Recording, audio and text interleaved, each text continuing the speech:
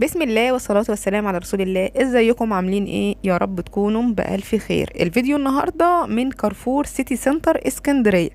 في عندنا كارفور في السيوف وكارفور في سيتي سنتر اسكندريه، اللي هو كان عند الداون تاون. هنجيب العنوان دلوقتي والخط الساخن علشان خاطر الناس اللي ما تعرفش مكانه فين، الناس اللي بره اسكندريه يعني ومش عارفه مكانه فين.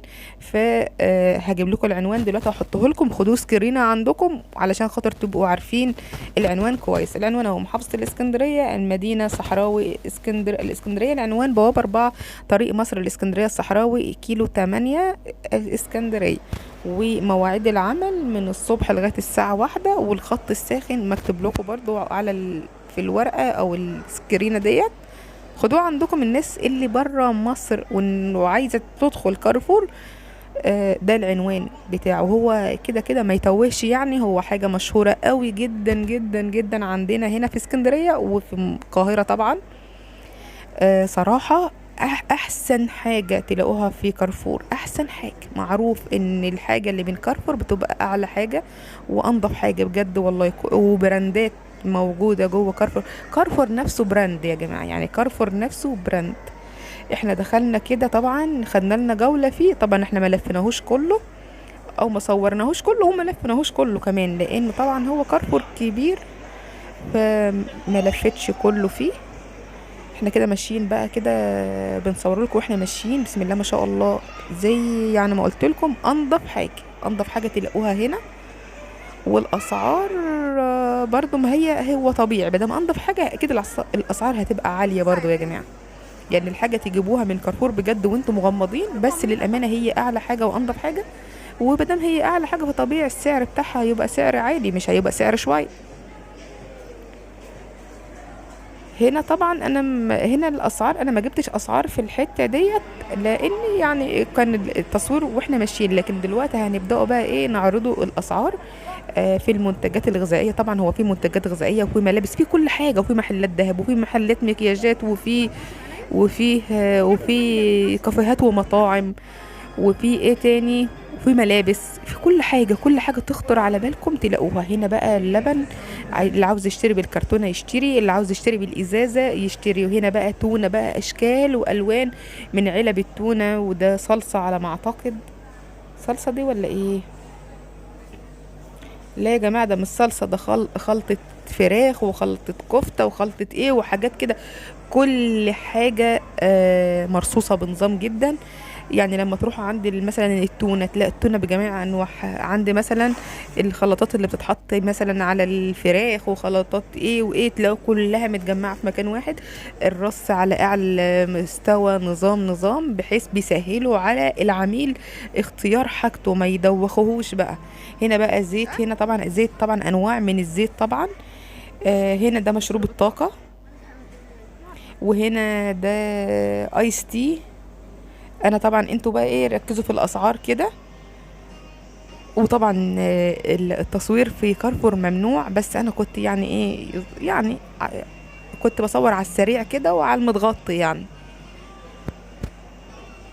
فما كنتش بركز قوي على حاجة، بس بحيث اعرفها لكم وعلى قد ما اقدر اجيب لكم السعر كمان والم لكم الدنيا كده. طبعا كل الادوات المنظفات تلاقوها بقى. وهنا شاورات بقى كلها وغسول ومكياجات، كل حاجة كل حاجة تخطر على بالكم تلاقوها. وجزارة بقى، فراخ وأسماك. تدخلوا كده كل حاجتكم موجودة، ما تبقوش عارفين تشتروا ايه ولا ايه ولا ايه. وعلى فكرة بقى انا هقول لكم حاجة، انا لاحظت حاجة، ان يعني بعد ما اشترينا حاجتنا كده وطلعنا نحاسب بره، انا اكتشفت حاجة. يعني انا اكتشفت مثلا لما بندخل هنا عند كارفور وبنروح في مكان تاني كده كلكم عارفينه، اوله ف، اول حرف فيه ف وتاني حرف فيه ت. تمام، انا مش هقول اسمه، بس هو المكان ده برضو التاني ده براند برضو معروف. اول حرف فيه ت وتاني حرف اول حرف ف وتاني حرف ت. مش هقول، اللي عارف يقول لي، يكتب لي في التعليقات بقى. لما بشتري من المكان ده ونروح ونشتروا من كارفور، انا ببقى ملاحظه ان في فرق جامد في السعر ما بين المكان اللي انا بقول لكم عليه وما بين كارفور. في كارفور الحاجه فيه ارخص عن عن المكان التاني اللي اوله فيه ده. احنا كنا شارين حاجات حاجات قيمة من كارفور، يعني حاجات غالية والله يعني. وكنا قبل منها بأسبوع كده كنا شارين حاجات من عند الفيه ته ده، والحاجات اللي شارينها من عند الفيه ته مش حاجات زي بتاعة كارفور، لكن اكتشفنا في فرق في السعر جامد جدا. فانا لغايه وانا بسجل لكم الفيديو انا مستغربه يعني ليه الفرق الجامد ده. يعني في نصب حصل مثلا من بتاع الكاشير، ولا في ايه الاسعار ايه؟ بس بصراحه يا جماعه هو اللي عند الفيه ده اسعاره عاليه للامانه. انا مره كنت شاريه من عندهم حاجه للبشره ب45 جنيه، تمام. نفس الحاجه لقيتها في محل بره بتاع ميك اب ومكياجات وكده، لقيت الحاجه دي ب35 جنيه، نفس الحاجه نفسها كده. والبانيه مره كنت سألاه مره البانيه بكام، لما كان لسه البانيه الكيلو ب90 جنيه، لما كان لسه البانيه الكيلو ب90 جنيه. جيت اشتري من عنده بانيه لقيت الكيلو عنده ب110. فبقول له ليه ده البانيه بره ب90 جنيه، ليه ب110 عندكم عند الفيه ته؟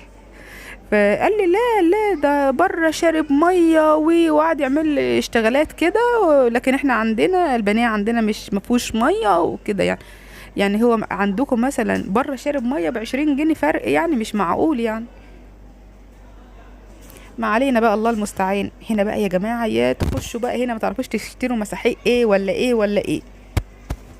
هنا فيري طبعا ال4 لتر، وجايبين بقى الحاجه باحجامها. هنا بقى عندي بتوع الفراخ، انا جايبه لكم الحاجه والسعر قدامها اهوت. 200 جنيه اللي هو صدور فراخ او فراخ اللي بتتعمل شيش طاووق يعني. وهنا فراخ مشويه، الفرخه صغيره شكلها يعني كيلو 200 جرام ولا حاجه. وهنا وراك رومي الكيلو ب114 جنيه، والورك عامل 3 كيلو. هو طبعا ممكن يزيد شويه يقل شويه. وهنا بقى الاجنحه ديت الكاميرا مطلعه دي اجنحه الرومي، الكاميرا مطلعه الاجنحه صغيره شويه لكن هي في الحقيقه اكبر من كده. هنا الكبادي والقوانص. هنا دبابيس الفراخ السعر الكيلو ب135 جنيه في الدبابيس، بس الدبابيس كان حجمها صغير قوي. بس ما علينا، هو كيلو في الاول وفي الاخر يعني. هنا بقى اللي هو صدور الفراخ بقى، هو كان مكتوب كذا سعر بقى، انتوا خدوا سكرين عندكم واقروا الكلام وهتعرفوا هو ايه بقى المقصود يعني. هنا برضو صدور فراخ. المهم لو وصلتوا لغايه هنا ولسه ما حطيتوش اللايك، يا ريت تحطوا اللايك على الفيديو وتشتركوا في القناه لو كنتوا بتشوفوني ومش مشتركين. هنا بقى رحنا عند اللحمه. صراحه اللحمه يا جماعه شكلها حلو جدا، شكلها نوعيه وحته نظيفه كده. بس انا زي ما قلت لكم هو صراحه كل حاجه عنده بتبقى نظيفه يعني. عند كارفور هنا اللحمه جبتها لكم باسعارها.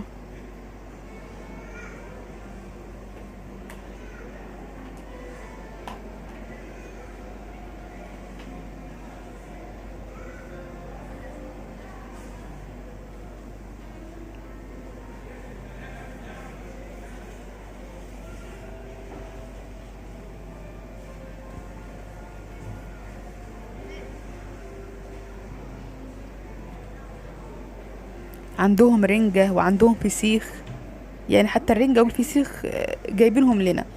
هنا السمك مكريل هنا الكيلو ب164 جنيه، يعني 164 جنيه و95 قرش، يعني 165 جنيه. غالي قوي الصراحة يا جماعة. ايه اللي على سعره كده؟ لا انا بقالي فترة ما اشتريتش السمكة ديت.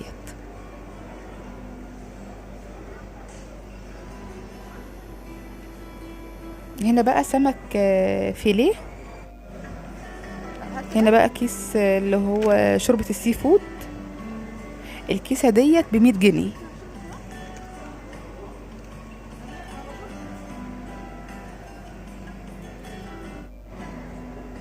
هنا جمبري بقى،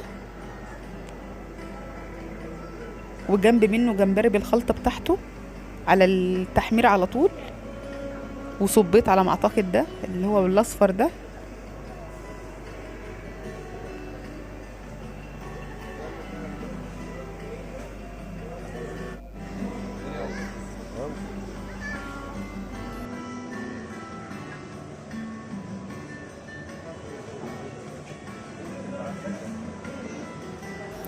كل ده يا جماعة جمبري.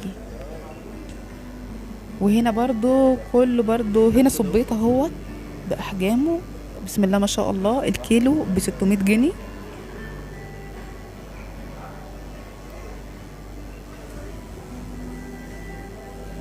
احنا برضو لسه عند قسم الاسماك ده. هنا في ايه ده؟ هنا ايه ده؟ ايه اللي ب1000 جنيه ده؟ سلمون ده ولا ايه؟ انا مش شايفه والله يا جماعه. سلمون فيليه، الله اكبر، ب1000 جنيه يا جماعه، ب1000 جنيه سلمون فيليه ب1000 جنيه. هنا بقى برضو اسماك لوط وسط، لوط وسط ب160 جنيه. وهنا جمبري اماراتي ب250 جنيه. هنا خدت لكم كده لفه بالكاميرا كده على الايه، على المكشوف كده، ما ركزتش على حاجه معينه عشان برضو تشوفوا الاجواء كده يعني كامله على بعضها. يلا بقى نروح للخضار. هنا خيار بكامل خيار، الكاميرا ما جابتش على سعر. هنا المانجا اسعار مختلفه، 32 جنيه 44 جنيه. هنا الموز بتاعهم اخضر اهوت، يعني تاخدوه تقعدوا يومين 3 عندكم على ما يصفر. هنا ليمون اهو موجود، وبرتقان ومانجا، والاسعار قدامكم اهو. ركزوا بقى يا جماعه في الاسعار.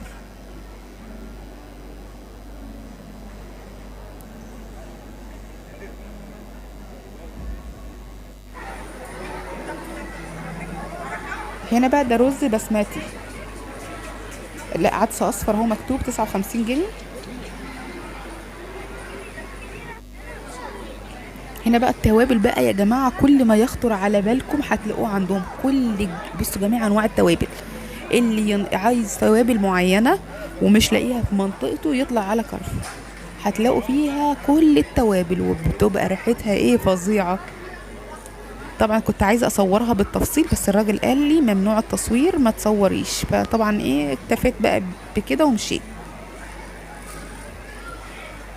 فلفل ابيض، فلفل ابيض ناعم، كركم، بهارات. على فكره انا لسه حاطه قطره في عينيا فمش شايفه والله. عينيا القطره مش عارفه اعمل ايه في عيني، مخليني مش شايفه قوي. يعني 175 جنيه. هنا بقى الخضار، هنا فلفل اهوت، الحاجه فيه بتبقى طازه مش حاجه دبلانه يعني وكده. هنا بتنجان وجزر ومخللات. هنا تمر او عجوه.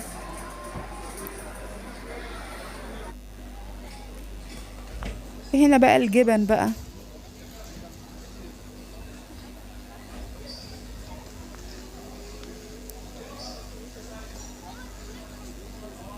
الجبن بقى والحلاوه الطحينيه واللانشون وكل ما لذ وطاب هتلاقوه في كارفور يا جماعه. بجد اللي ما زارش كارفور قبل كده يزوره. انا بعتبره يعني فسحه والله، حتى لو ما اشتريتوش حاجه انا بعتبره فسحه.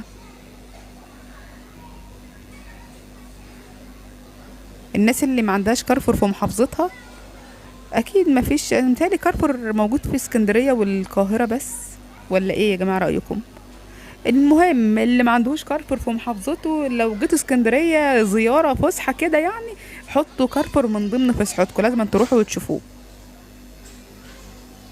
بس لو ما معكش فلوس نصيحه مني ما تروحش، عشان خاطر ايه العيال ما يقعدوش يزنوا وزوجتك تقعد تزن وفي النهايه هتتضايقوا وهتطلعوا.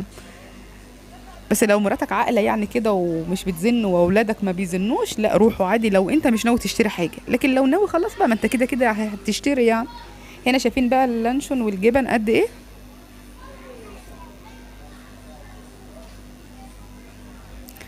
كده الفيديو بتاعنا قرب يخلص. يا رب تكون الجولة النهاردة عجبتكم، وتكونوا الناس اللي وحشاها كارفور وما رحتوش من زمان. هنا بس بقى هنا ايه جبن وحاجات اشكال والوان. والله انا مش مركزه قوي مع اللي مكتوب علشان خاطر انا زي ما قلت لكم حاطه قطره وعينيا مش شايفه بها قوي. كل حاجه موجوده يا جماعه، كل حاجه. اللي نفسه في نوع زبده معين ومش لاقيه في كارفور هتلاقوا الزبده ديت. اللي نفسه في ايه يا ابني؟ الله المستعان. الفيديو يا جماعة كده خلاص، يا رب يكون الفيديو عجبكم. حطوا اللايك لو لسه محطتوش، اشتركوا في القناة لو بتشوفوني ومش مشتركين، وانتظرونا في فيديو جديد ان شاء الله. والسلام عليكم ورحمة الله وبركاته.